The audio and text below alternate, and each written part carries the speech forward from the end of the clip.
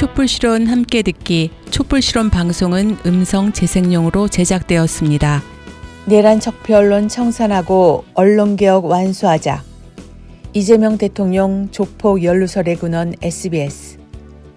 지난 3월 12일 대법원이 20대 대선 당시 이재명 후보의 조폭 연루설을 퍼뜨린 국힘당 정치인 장영하 변호사의 허위사실 공표죄를 유죄로 확정했다.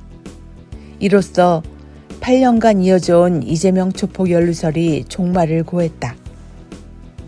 이재명 대통령이 성남시장 시절 조폭과 유착되어 금품을 받았다는 이재명 조폭 연루설이 쏟아지기 시작한 것은 2018년 7월 SBS 방송 프로그램인 그것이 알고 싶다 방영 후부터였다. 이 방송은 국힘당과 내란 세력들의 대대적인 공작과 정치 공세에 불쏘시개 노릇을 했고 당시 대선 판도에 중대한 영향을 미쳤다. 실제로 SBS 시청자 게시판에는 당시 방송을 보고 윤석열을 뽑았다는 글이 올라오기도 했다. 이재명 조폭 연루설이 윤석열 정권이 탄생할 수 있는 환경을 만든 것이다. 지난 대선 직전 조희대 대법원이 이재명 당시 대선 후보의 자격 박탈을 시도했던 것처럼 일개 방송사가 대선 판도에 큰 영향을 끼쳤다.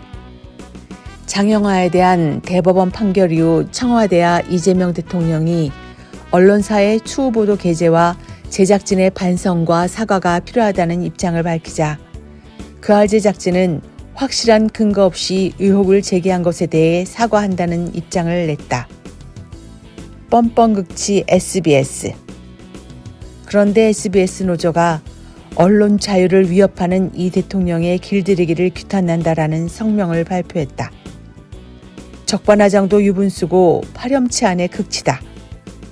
심지어 SBS는 그 아래 사과 입장을 보도하며 관련한 뉴스에 샵 이재명, 샵 살인 등의 해시태그를 올려 민심의 분노를 더욱 부추겼다. 이재명 악마화는 내란 적폐 세력의 종합작전. 당시 유력한 대선 주자였던 이재명 경기도지사의 조폭 연루설을 주장한 국제마피아파 행동대원인 박철민과 장영하의 판결문에는 공통적으로 그할 방송이 허위사실 유포 범죄의 동기가 됐다라고 명시되어 있다.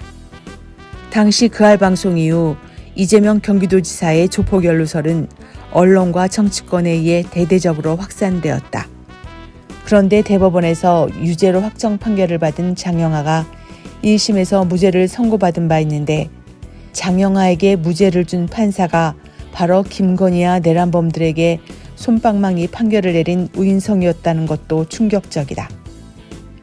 또한 봉지욱 기자가 최욱의 매불쇼에서 밝힌 내용에 따르면 당시 검찰이 파타야 살인사건을 저질러 징역 17년형을 선고받고 복역 중이던 김영진에게 이재명의 조폭 연루설을 인정하는 증언을 해준다면 감형을 해주겠다며 회유에 나섰다고 한다. 이 시점이 20대 대통령 선거 전이었다. 내란 적폐 세력들이 대선 출마가 유력한 야권 정치인을 제거하기 위해 언론, 정당, 법원, 검찰을 총동원한 정치 공작을 한 것이다. SBS가 바로 내란 적폐 세력들의 나팔수 역할을 하며 이 공작에 가담한 것이다. 조작달인 SBS. SBS의 조작 보도는 이번이 처음이 아니다.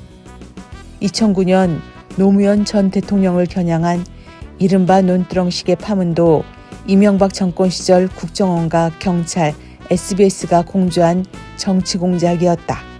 당시 이를 단독이라며 대대적으로 보도한 SBS는 단 한 번도 사과하지 않았다. 언론개혁 더 이상 미룰 수 없다. 12.3 내란은 총칼만 동원된 사건이 아니었다. 내란 세력의 나팔수 노릇을 자처한 언론도 내란의 공범이다.